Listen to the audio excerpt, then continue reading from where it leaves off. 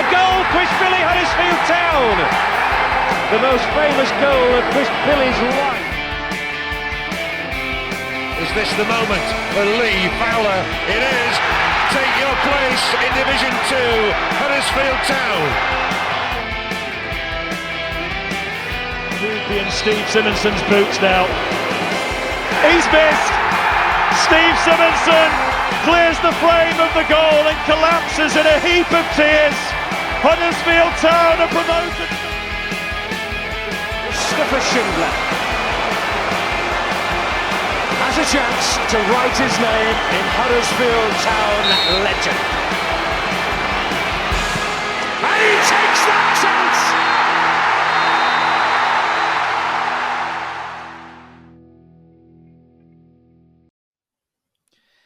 Seaside, whenever you stroll along with me, merely contemplating what you feel inside. Meanwhile, could we beat the Tangerines? Hello and welcome to the Andy Takes That Chance podcast. This week, plenty of Town fans found out that they do like to be beside the seaside, but in the aftermath, did we like the result? Killer and Cozzy have escaped from the Takes That Chance dungeon, but I've managed to snag Reach's Dominic Howson for a chat about the last week in HD1. How are we doing, Dom? I'm very good, Matt. It's not been dull, has it? There's plenty for us to get into, isn't there? Yeah, let's get going as well. But first, I just want to say a very quick word on Huddersfield Town legend Dennis Law.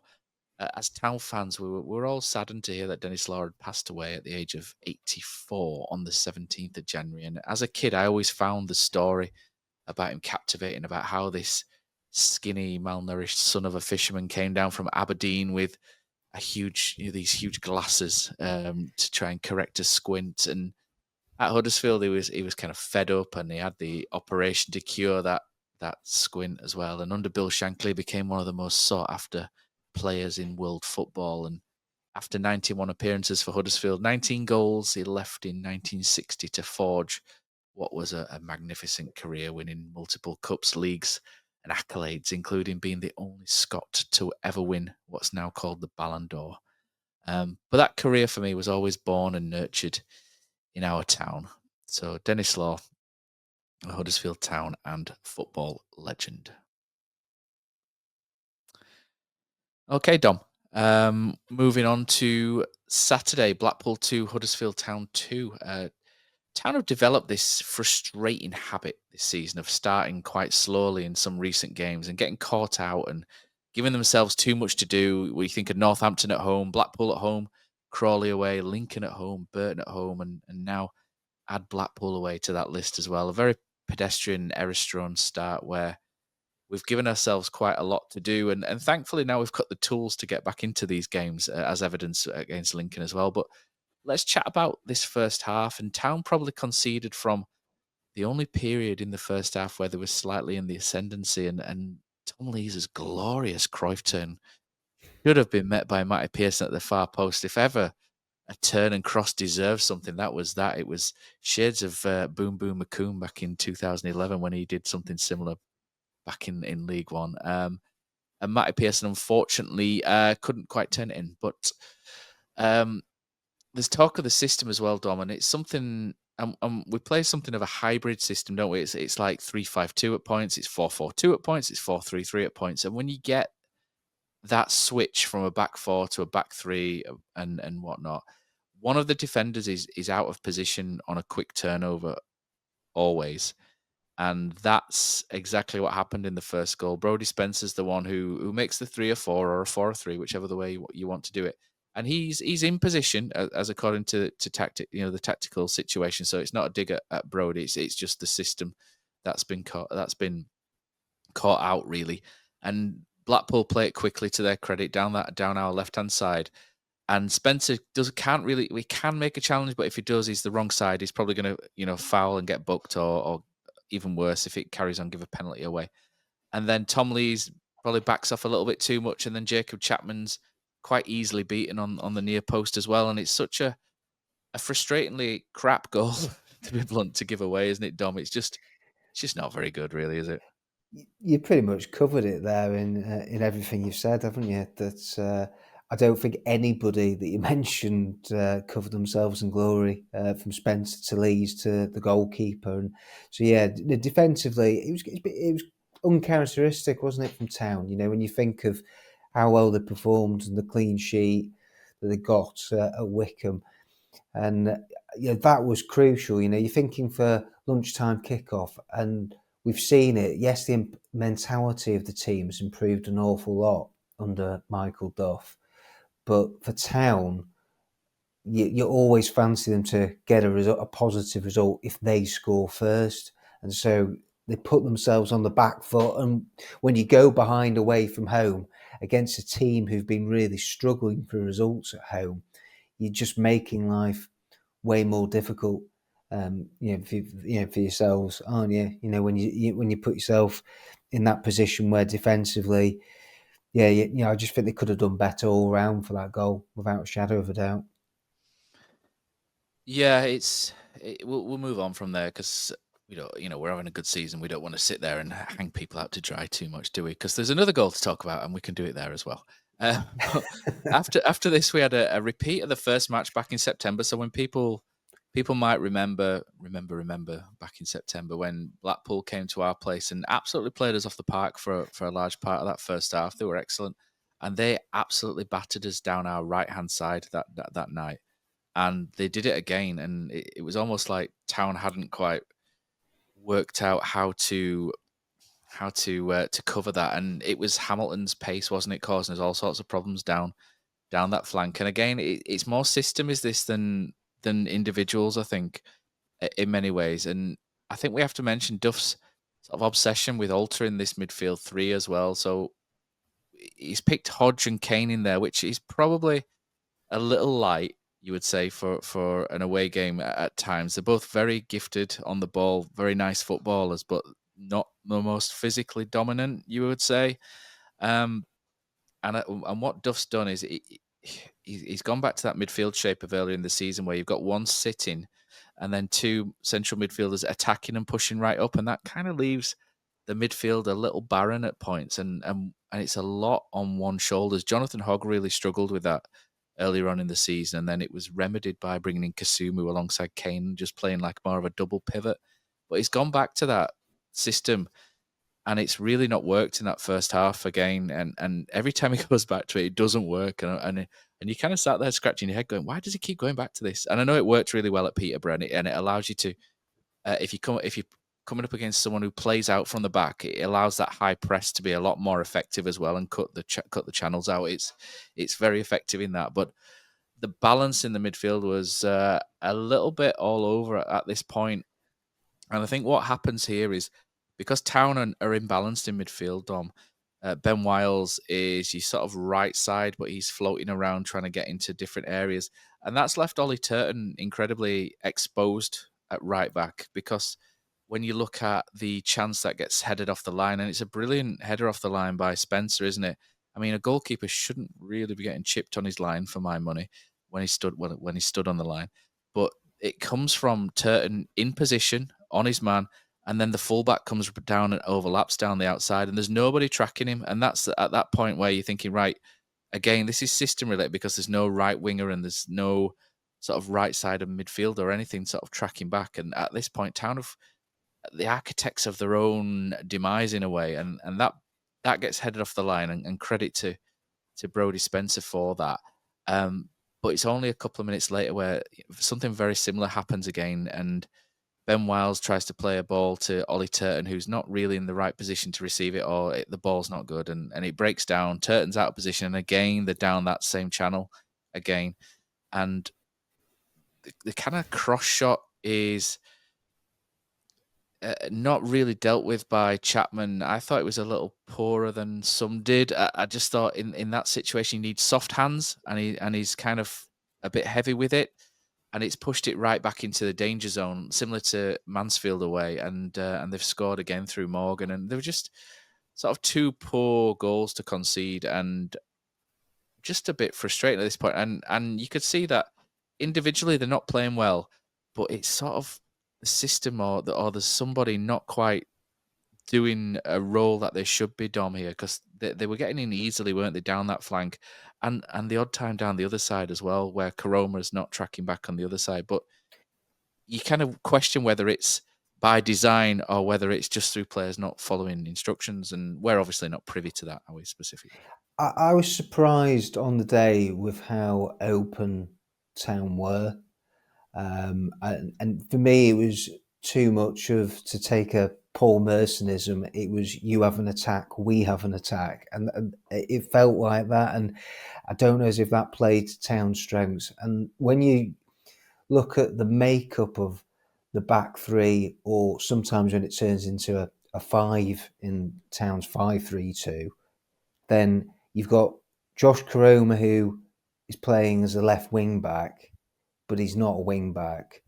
You've got Ollie Turton on the opposite flank, who is probably better as a right back than he is as a right wing back. And then you've got Brodie Spencer, who we've talked about before on the pod, who's played in every position in the defence this season, but his natural position is not left-sided centre-back in a back three. And that's, to me, part of like what makes it remarkable for Town to be in the position that they're in. That you look at the amount of injuries, they've still got 8 players or so, I think it was, out at the weekend. And Michael Duff has had to just put up with that all the way through. And that's where it's extraordinary that he's been able to turn Town into such a consistent team, to have gone over 3 months without defeat.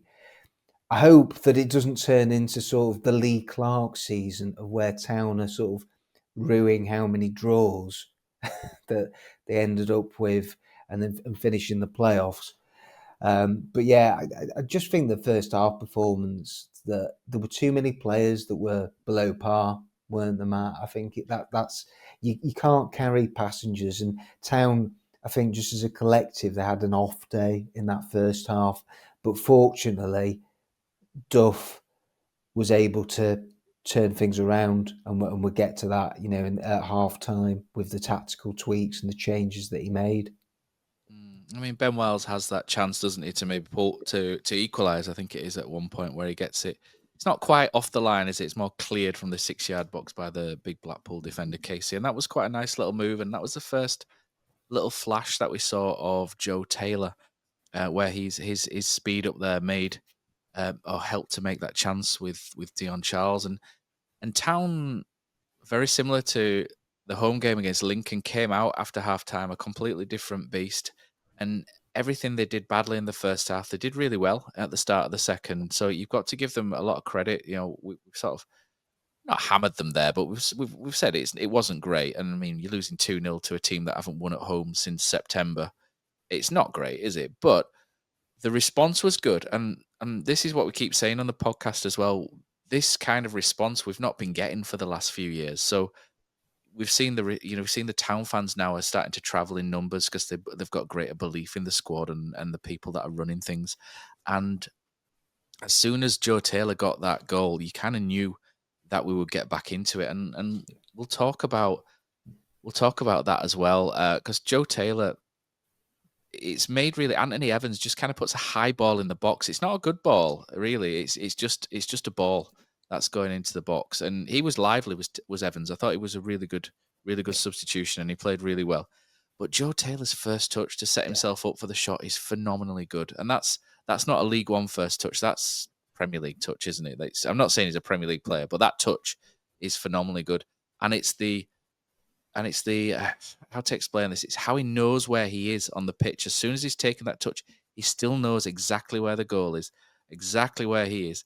And his technique on hitting the shot on the turn is superb. He hits it brilliantly. And I think if I'm a Blackpool fan, you maybe question your goalkeeper a little bit, but he hits it so well and through the crowd that it's in the net in a flash. And it's a brilliant goal. And for someone he's only played an hour, and he's only played 145 minutes for Luton since August, which isn't a lot. And I thought he looked very sharp for someone who's not played a lot. And I saw that goal, and I saw little flashes, and I'm sat there, Dom, and I'm thinking, I'm excited for this striker. I was excited when we signed him, but when I saw him do that, I'm like, this could be good. This, Fingers crossed. Everything about that goal just oozed quality, and is exactly what Town have been missing all season. For a striker to create a chance, as you said, I pretty much on his own. He's made that into a goal scoring opportunity with just great footwork, the touch, and then that's it. He's taking the shot so early. He's not given the goalkeeper that much time to set, and so I'm with you. That I think the goalkeeper will look back on that and he should be disappointed, but he still hit it really well. And yeah, I thought it was promising, very promising, the performance that we saw there from Joe Taylor, and he's only going to get better. The partnership with Dion Charles, the more they play together, you'd like to think that they're again develop a good partnership up there and learn what each other's strengths and weaknesses are, and that will help Town get over the line in the next sort of 19 to 20 matches, with what's left of the season. But yeah, no, Taylor, I think it's so exciting, to get off the mark as well for his confidence. That's huge for Town. It's just a massive positive, isn't it? That to get him scoring on his debut, contributing, to a great Town fight back, and to get a decent point on the road.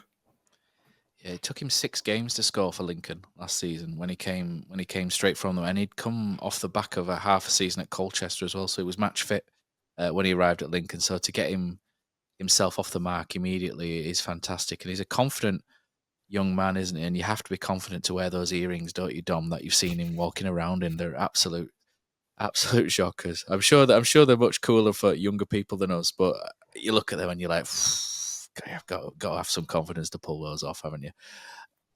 His partner, Dion Charles, when we signed Taylor, I was thinking, this is great, but I don't want to sound too greedy, but we could just do with someone a bit more experienced next to Joe Taylor, because Joe Taylor's really good in certain situations, but maybe we just need a bit more of a pest, a bully, or a wasp kind of player up there, like a dog who chases his tail around a park sort of thing.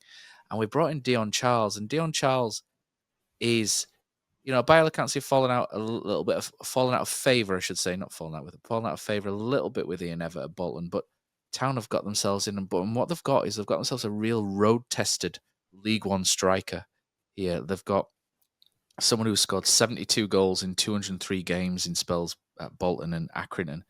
And that's good. That's a goal every 210 minutes from the minutes that is played, which on a League One pitch, a goal every 2.5 games is exactly what Town need, isn't it? Especially when they've got goals coming from elsewhere. And I think this, again, someone experienced, someone who knows how to score goals in awkward situations when Burton are all hands to the pump and 11 men behind the ball, and I know Michal Helik scored that goal, but when you sort of struggling to break teams down, you just sort of need that nous, that know-how, that experience, don't you, sometimes, just to sort of get in and someone something to go off a toe or something. And Dion Charles is that guy, really, isn't he, Dom?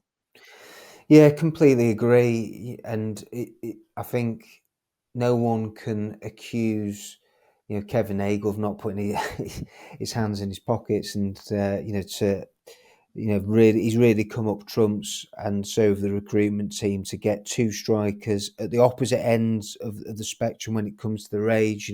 Joe Taylor is much younger, and so there's plenty of room to develop him and grow.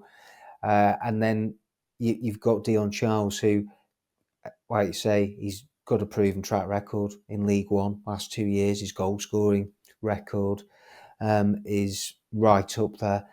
And he's been playing regularly this season for Bolton. You're right, it's not happened for him. I think he's got 8 or 9 goals, and he's been a bit in and out of the team at Bolton. But it's been difficult for Bolton, hasn't it? Isn't it?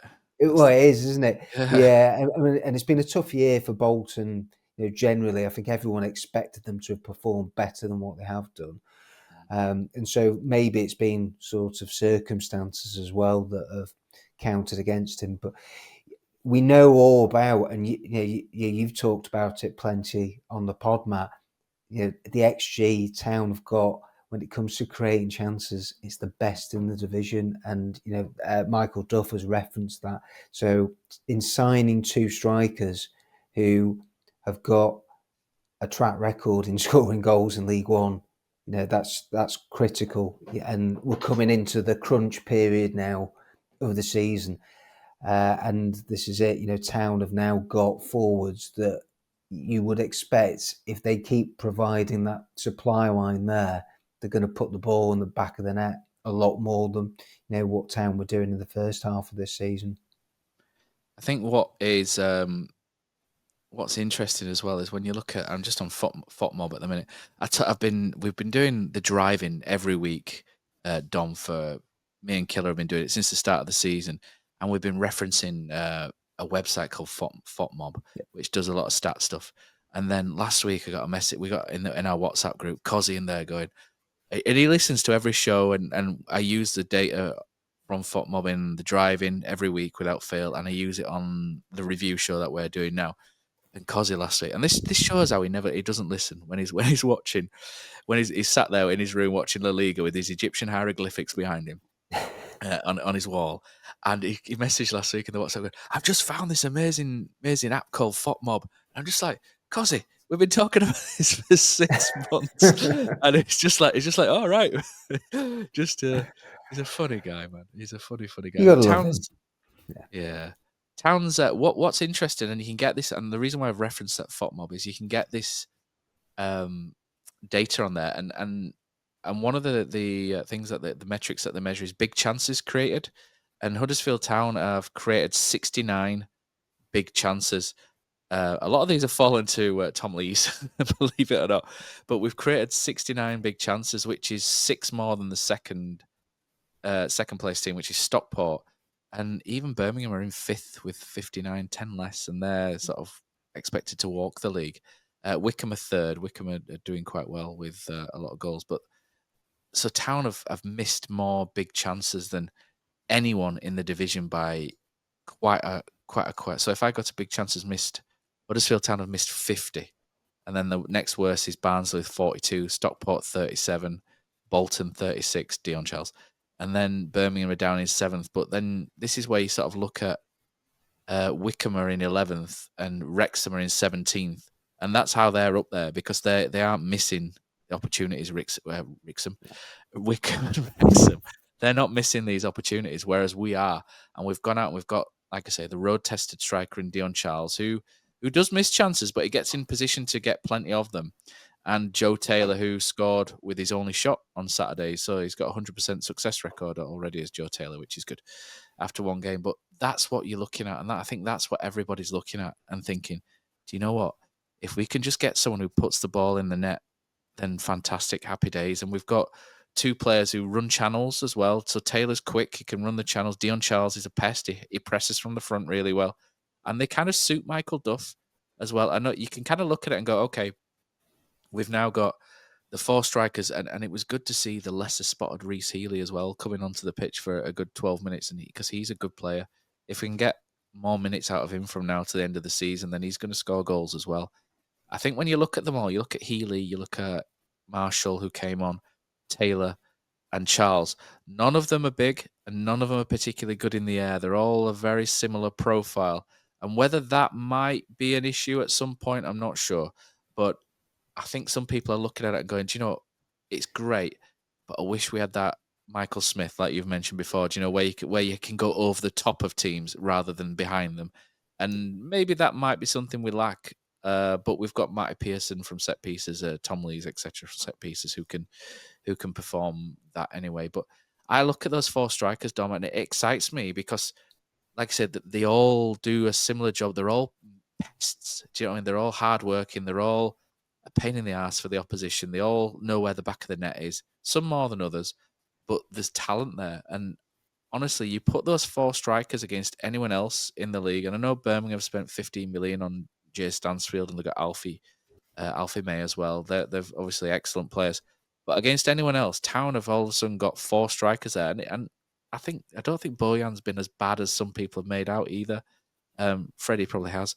But we've got 4 strikers anyway who are a match for anyone in this division. So Town have given, and Kevin Nagel, Mark Cartwright and Jake Edwards have given Michael Duff every opportunity here to close down that gap with what they've got up front. And it's exciting, isn't it? You go back to 2009, don't you, Dom? And when we signed Jordan Rhodes, Lee Novak, Theo Robinson, Robbie Simpson, we had 4 strikers there who knew where the net was. Well, Robbie Simpson didn't quite work out, but it's similar sort of excitement levels, isn't it? And I'm really excited to see where this goes. Really I excited. can hear the excitement in Yeah, your I'm voice. excited. No, I'm it's excited, true though. yeah. You're right though, and we saw it on Saturday that the fact that Michael Duff can rotate and has now got 4 strikers who he can interchange, he can rotate, and I thought Marshall made a really good impact when he came off the bench and looked lively.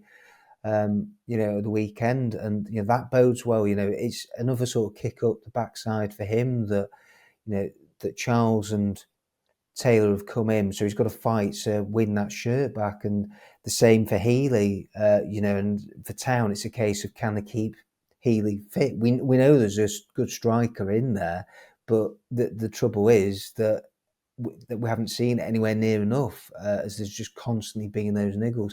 But yeah, I mean, and it tells you where Town are now. That Radulovic left out. Ladapo.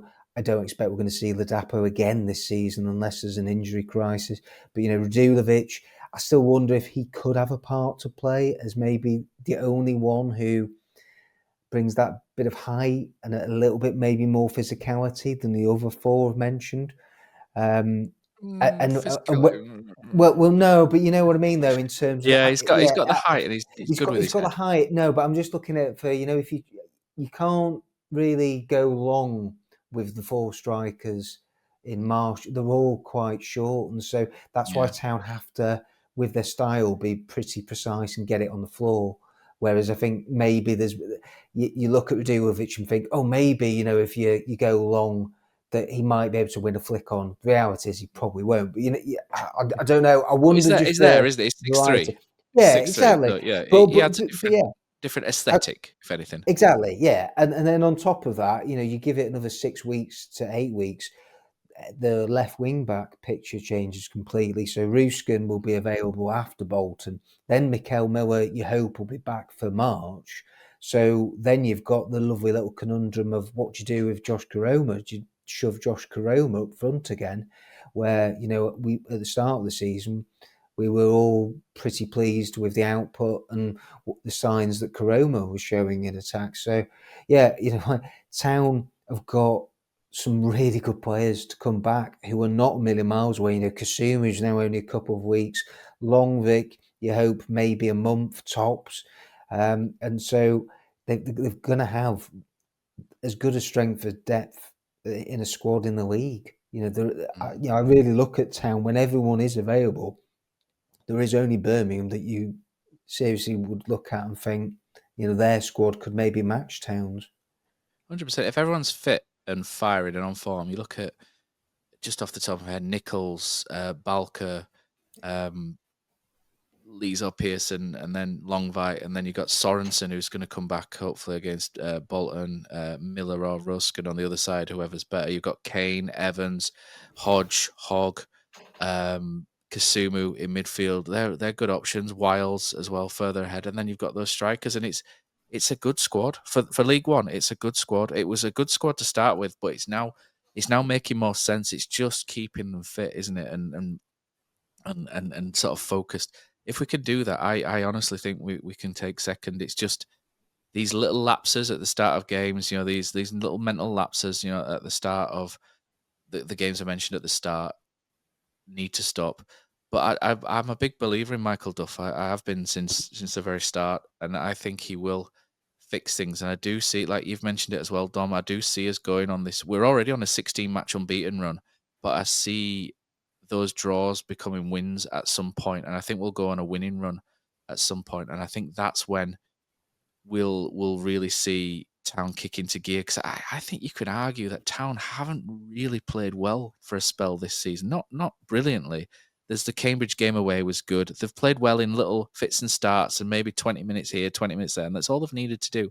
But I think there's a possibility that Town could kick into gear. I mean, it could go the other way and they could go to shit like they did, in that 7 defeats in 8 matches. It could. But if Town kick into gear, it could be exciting, and I'd rather look at that than the other way, and it excites me for the rest of the season, Dom. It does, and that goal was exciting. I think what was really good is there's a Blackpool fan who does vlogging, and I hate vlogging. It's absolute gash, honestly. Um, but it does capture some moments from time to time. There's a Blackpool fan that's captured the Spencer goal that's gone in online, and it looks great, does a Spencer goal. There's a slice of luck in there, which we don't often get. I mean, you could say all 4 goals were preventable and lucky to a certain degree, couldn't you? But it does take that deflection. It flies in the top corner, and then the Town fans' reaction and the limbs. And I've seen away games done where I've been there where Town fans, we score away from home and it's like, yay, great, we've scored. But they were going absolutely batshit over at the other side. And I mean, a few pre-match drinks in Blackpool probably helps, doesn't it? But they were going crazy in that away end. It was like a bag full of ferrets, you know, in that away end.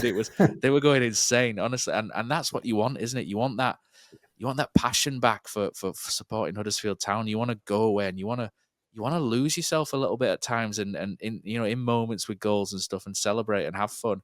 And it's coming back bit by bit. It's taken a while, but especially away from home, I think the away travelling fans of Huddersfield have been phenomenally good recently in the last few months.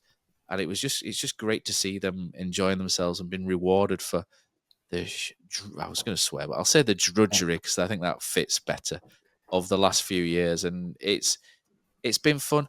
And we almost won the game. We almost won that game as well. Tom It could have Lees' gone header either way, was couldn't a it? Yeah. phenomenal save. Yeah. Yeah, Marshall had a shot. You've got to say for balance that Blackpool missed some sitters as well. It was really entertaining. I think of a lot of the Town matches I've seen this season.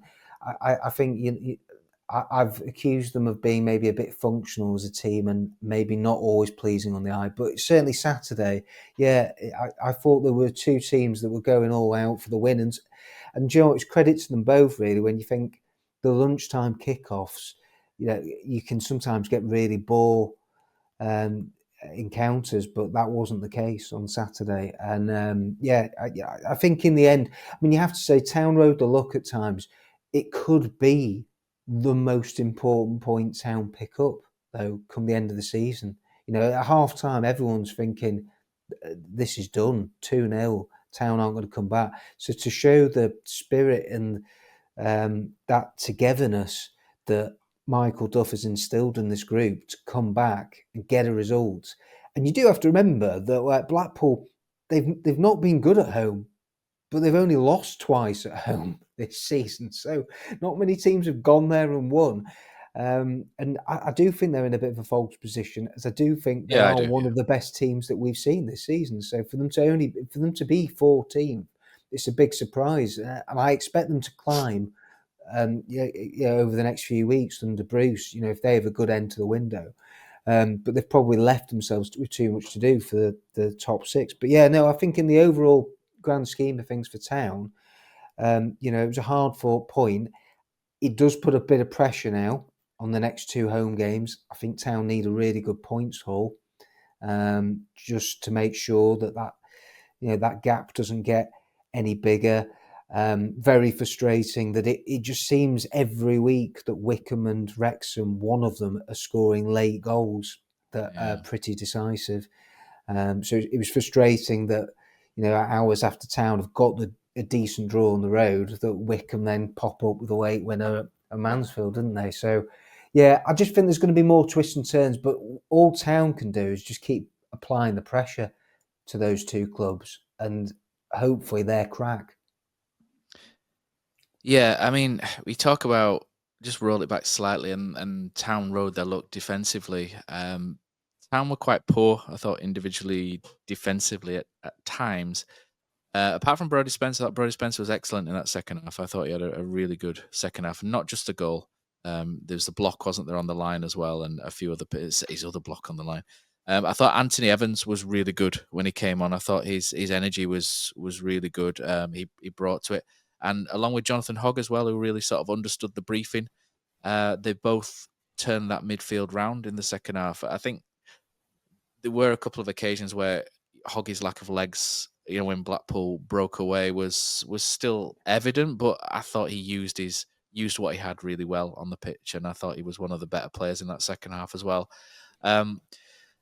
Many sort of are pointing to Michal Helik being missing as a reason for the defensive performance, and I've been a massive fan of Michal Helik for a couple of years. I liked him at Barnsley as well. Would he have made a difference on Saturday? Maybe he wouldn't. You can't tell. I mean, the facts, as we understand it, are that Michal Helik wanted to leave the club. The club have made that clear in the statement. He wanted to go back to the Championship. I mean, he could have waited 6 months and maybe he would have been there. I was quite disappointed. I think when it first hit, I was really disappointed because we're losing someone who's probably been our best player for the last few years. He's won Player of the Year twice. And I think as far as penalty box defenders go, he's one of the best, maybe outside the Premier League. I think the stats when he's played for us in the Championship bear that as well. The number of clearances and interceptions, headers, tackles, he's always at the top end. Maybe that's because we're always under the cosh, but he offers the goals as well. And I know he didn't want to be here, and I would have liked him to have stayed to the end of the season. And I still feel a little bit gutted, but when the club have explained it, I do understand it.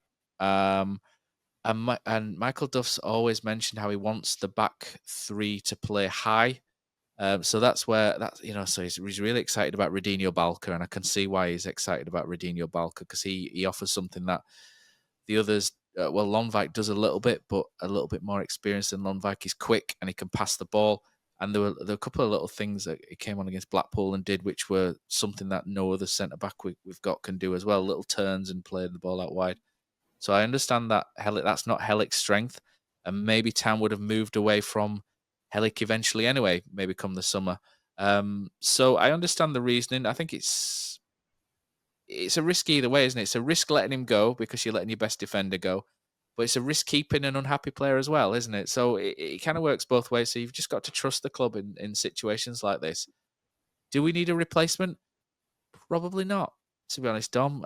If Balca's coming back to fitness, I mean, we signed Lonwijk because Balca got injured.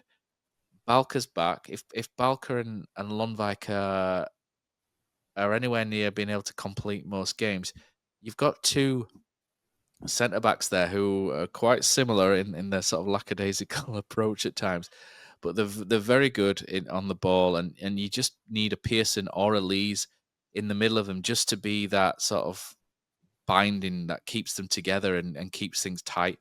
And so for me, I mean, everyone's greedy. We would love a big centre back to come in and who can play high and pass the ball. But in League One, is it possible to go get one of those?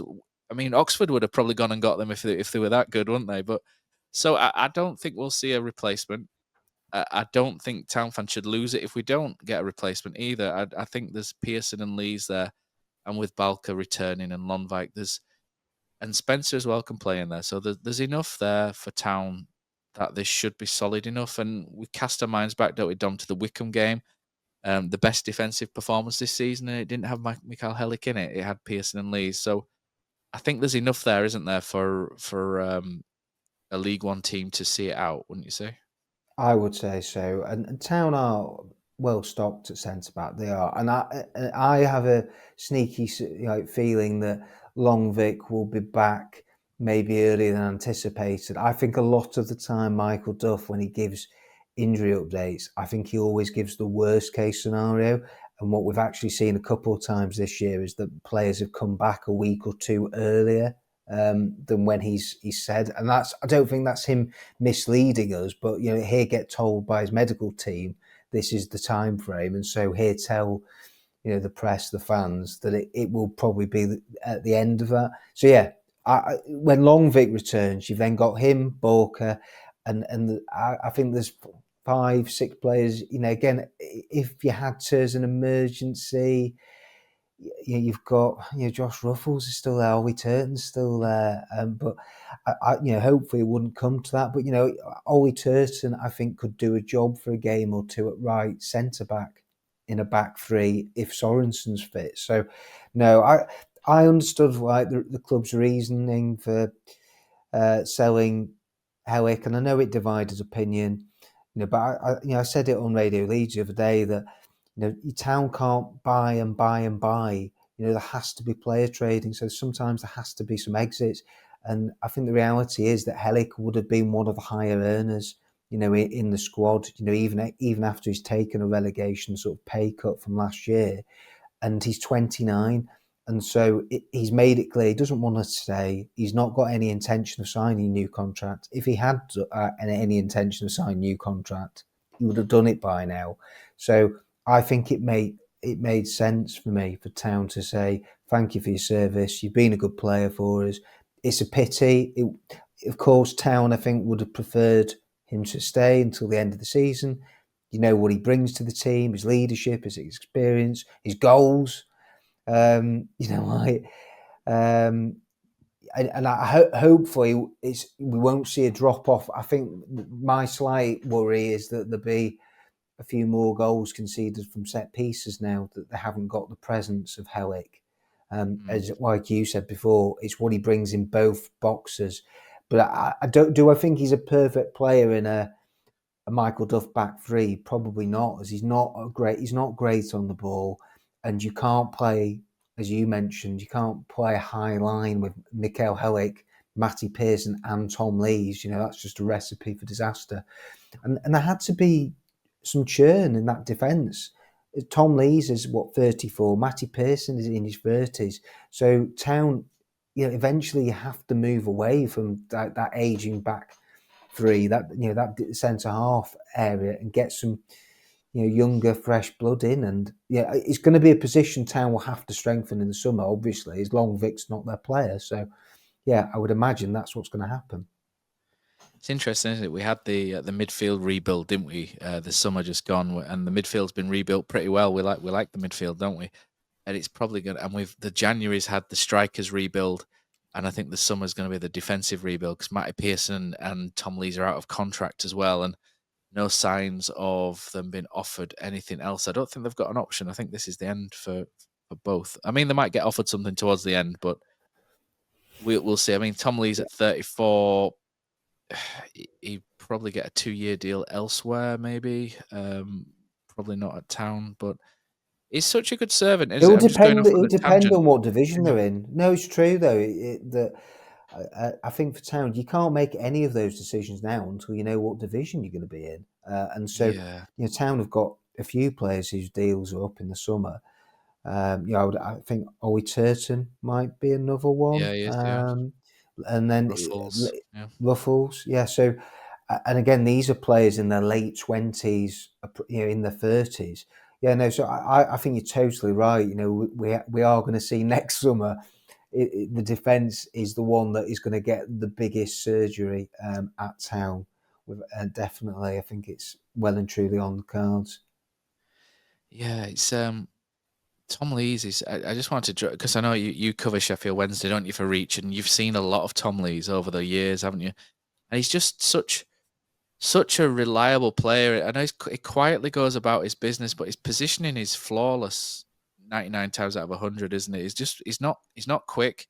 He's not 6'4", but he wins his fair share, and he's just so solid as a defender, isn't he? And what I really like is that he's spent the majority of his career at 3 clubs. He's played, 274 games for Sheffield Wednesday, 150 for Huddersfield, 135 for Leeds, and it's not someone who's flitted around, is it? It's someone who's really stuck things out and dug in and helped the clubs that he's been at. And I think he's just been a very good professional footballer as Tom Lees. And it'll be a sad time if he does move on. I mean, he might sign a new contract, but I just think there's a decent bloke and a good, solid professional footballer. He is. I do too. He's a top pro. I've got loads of time for Tom Lees, and I think he's been a good player for Town, and he was at Wednesday. And you know what? I mean, if ever someone deserves some success, with a promotion, it's Tom Lees. As he's come close with playoff finals for Town and Wednesday. He's been a sort of a nearly man. So no, I would love it for him actually. If Town went up and he played a big part in that, that would be great to see. Little interesting trivia. Tom Lee scored his first 2 goals for Huddersfield Town before he signed for Huddersfield Town, thinking of the playoffs and what have you there for Tom Lee. So he's been doing it for us for a long time, for longer than he's been with us. I think he scored an own goal for Leeds when we beat them 3-2 in about 2015. And then there's the playoff final, or maybe before 2015, 2013. So yeah, Tom Lee's good solid pro. I suppose we have to ask the question, Dom, are we happy with the point? Because I think before the game, I thought we had to win it. At half time, I would have snapped your hand off for a draw. And then when Wickham got that late equaliser, I'm thinking, oh, it's not really a great result. I think it's one of these where we'll find out after Bolton and Birmingham, won't we? I mean, Bolton is probably going to be a game we need to win. And we're seeing little rumours that Ian Everett's got 3 games to save his season, etc. And there's some real pressure at Bolton. And I keep saying it that Huddersfield, promotion-winning teams that finish in the top 2 are sharks. When there's blood to be sensed, they sense it, and they stick the knife. Well, stick the knife in. That analogy is going a bit wrong, isn't it? But if you've got to really jump on situations and act, and it's something Town have never been good at since I've supported Huddersfield Town. They're usually the charity case, Huddersfield, where if things are going wrong, don't worry, Huddersfield Town are rolling into town. I don't see it with this team. I don't see Charity FC with this Huddersfield Town team, but I still would like to see them be that team who works out how to beat a Burton at home when they're struggling. Scores those late goals when they need them, because we're not really doing it to the same level of a Wrexham and a Wickham at the minute, which it may come. But yeah, the Bolton and Birmingham games have become really big now because of the situation at the top. It feels like the time for Town to make a statement, and these 2 home games, I think, gives them a great opportunity to do that. They've got an advantage over Bolton. Bolton are in action on Tuesday, so there's no excuses. Town will be nice and fresh. They've got the whole week to prepare. And Michael Duff is going to have to, I think, rotate his squad, and he's got dilemmas that we've talked about now in midfield, where Evans and Hogg have come in and have done well. What does he do there? For me, Ben Wiles, you still look at him and he can be frustrating at times. He can be in and out, but he's a match winner for Town. And, you look at it consistently throughout the season. He's come up with huge moments, but can he and Anthony Evans exist in the same midfield? Well, I think we got the answer earlier on in the season, and I think it really has to be one or the other, over 90 minutes. So, the balance of the midfield, you're hoping that like Kasumu's not a million miles away and that he'll be back maybe after the next 3 matches. And, here comes straight back in for me. But, for Town, it's vital that I think they've got to beat Bolton and take a point against Birmingham, but really they've got to be trying to go out. And can they be one of the few teams to beat Birmingham this season? And that's how they would really send a message, keep the unbeaten run going too. And then, that will make Wrexham and Wickham really sit up and take notice if they can beat Birmingham. And then if they get 4 points, 6 points in the next 2 home games, they're still going to be right on their coattails. And that's what they've got to do. And you look at them, Wrexham have been incredible at home, but away from home, they've got more matches to play in the second half of the season away from home. They've been poor, so they will drop points. And Wickham it's a question mark over the managerial side. They've got to get their appointment right. It depends on who they bring in. They could go one of 2 ways, couldn't they? So Town just have to take care of their own business. And if they do that, then, you'd like to think they're going to be there or thereabouts come the end. I think what frustrated me is I think teams that go up or get automatically put pressure on at the right times. It's almost like darts, isn't it? The score pressure and the scoreboard pressure, if you like. And when Wrexham lost on Thursday, which was a great result for us, them losing at Shrewsbury, and then you've got to follow that up by adding the pressure on it and really sort of pushing them down. And we didn't do that. And it was a little bit frustrating. That first half was a bit frustrating. And I think that's where we've got to improve if we're going to push on and do it. We've got we've got to take those opportunities and we've got to be ruthless. I think that's what I was looking for earlier, rather than the shark and the blood and the knife and things. I like the shark analogy. I saw where you're going with it. I did. Yeah. Do you know what as well, though, Matt? You go into the home games, you look at the last 4 performances, they haven't been great. And so I think that's why it's really important that the next 2, that it would be wonderful for Town if they could put in 2 strong performances and get 2 big results. I think that's key. Burton, they should have won, but they didn't score first, and they made it difficult for themselves. They were lucky to beat Stockport. And Lincoln, again, they gave themselves a mountain to climb by going 2-0 behind. So they can't afford to do that, against Bolton and Birmingham, who I think have got better attacking players than the teams that Town have recently played at home. Yeah, I don't want to say this, but I think that the way that Bolton played against us earlier in the season at their place, it just set the sort of playing out from the back and the slow pace it's just sort of tailor made for some of our players. I know we didn't do it in the Virtue Trophy or whatever it's called now, but I don't think anyone was that bothered about that.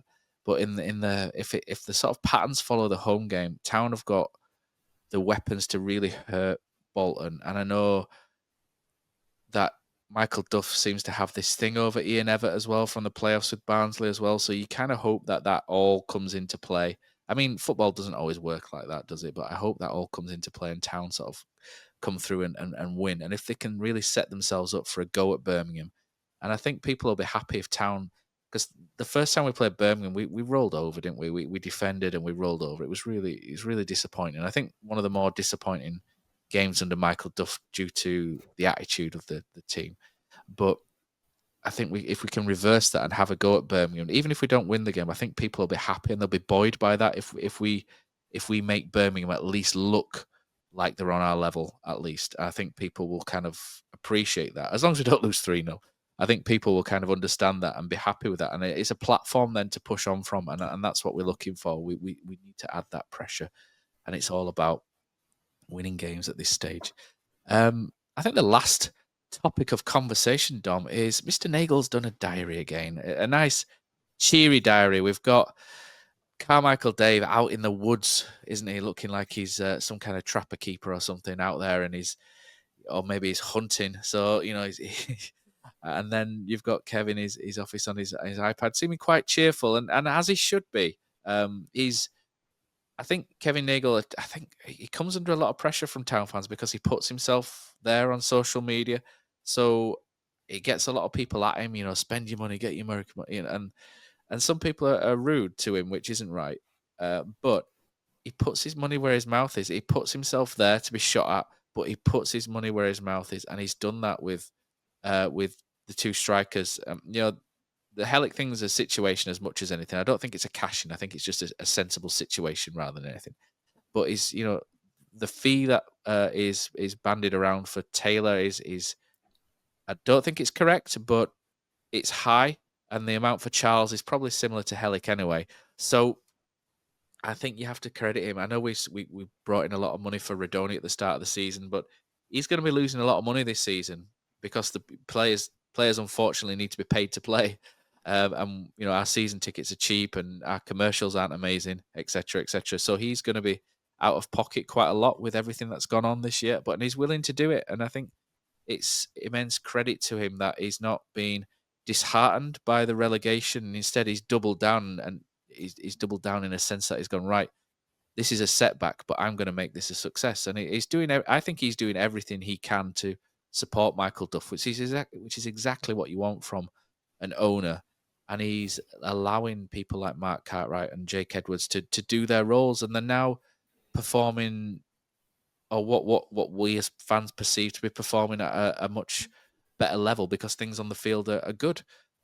So I think immense credit goes to him. I don't get a lot out of the diaries. I was saying beforehand, I don't get a lot out of them. I just find them quite a nice little chat, but without any sort of flesh on the bones to get into. I mean, the away dressing room thing is ruffled a few feathers. There's always something to ruffle some feathers in there. And in our WhatsApp group, Poz is obviously on one. And he's like, you don't want that. You want to give him a wooden chair just to sit in the car, or I'll sit in the same chair and what have you. Give him some wooden benches and make sure the heating's not on. And I can't remember what else they were saying, and I think Joel said something about at Middlesbrough, they used to hang rotten cabbages on the hooks at Middlesbrough and take them off before the opposing team came, just to make it as horrible as possible. And I'm kind of in that mindset. I won't go that far, but I don't want them to. You don't want the opposition to feel comfortable and happy, do you, when they come to your place? You want them to be intimidated. You want them to go out there with doubt in their minds and have your team go over the top of them. So yeah, no lazy boys and jacuzzis in the away dressing room, I reckon, Dom.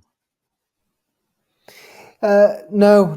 I say I'm very much of the camp that it shouldn't be a pleasant experience for them when they come to town, and that just turn the hot water off and make it difficult for them. I'm all for that, really. But I mean, going back to Kevin Nagel, no, you can't criticise him this season for the level of investment, and Town have gone all in. We were hoping for at least one striker. Town have signed 2, and they've signed another wing back as cover for Mikel Miller. So he's done his bit, and it's now over to Michael Duff, isn't it? But I think Kevin Nagel rightly got criticism for some of the decision making last year, and the recruitment last January was a big factor in why Town were relegated. But this year, it could be a big factor behind them potentially getting promoted. That's what Town fans are hoping for. And you've got to be delighted with the business they've done. And as you said, Matt, he has put his money where his mouth is, and Town have now got to go and do the job. It's down to the players and Michael Duff to finish the season as strongly as possible and try and get between 86 to 90 points, and that's maybe what it's going to take for them to finish second. I'd like to think that there'll be more fans come down as well to do their bit. I mean, I think we need as many people down there as possible against Bolton and Birmingham to try and get the team over the line. And we've seen in the past what a difference it makes if the fans are all pushing in the same direction and they create that atmosphere for the players on the pitch. And I know there's some people try really hard and are up against it a little bit, but I think if you listen, you can't be bothered every now and then. Just come down. It's not bad. It's not bad these days. Get yourself down there for Birmingham and Bolton, because the team could really do with the extra push. And speaking of a push, let's push it to the end credits, Dom, because I think people have probably had quite enough of us, haven't they, from now on? I mean, me and Killer will be back hopefully during the week with another drive-in. We did a big fat quiz of the year 2024, Dom, which I've been incredibly lazy at editing, so I'll try and get that out at some point this week as well. And I do have some comments from Bolton fans about Dion Charles to do a signed, sealed and delivered. I'm going to be chained to this desk for the rest of the week, I reckon. Thanks, everyone, and we'll catch you next week.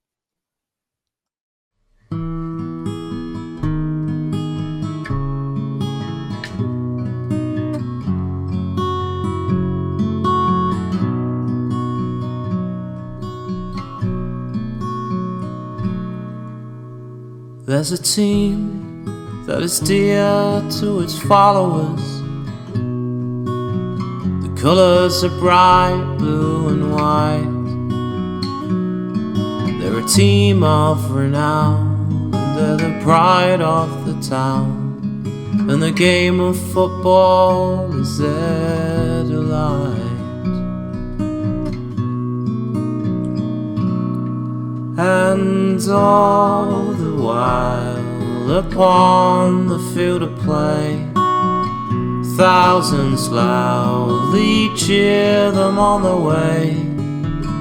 Often you can hear them say, who can beat the town today? And then the bells will ring so merrily, and every goal shall be a memory. So town, play up and bring that cup back to Huddersfield. So town, play up and bring the cup back to Huddersfield.